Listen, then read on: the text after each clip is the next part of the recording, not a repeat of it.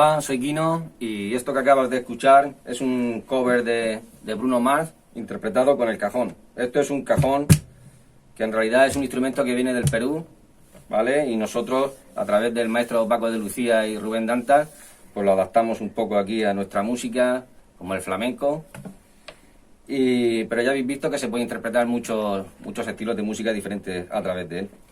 Yo toco el cajón de manera como si fuese una batería, ¿vale? Aquí tengo el grave, aquí el agudo y sonaría pues eso, como una batería.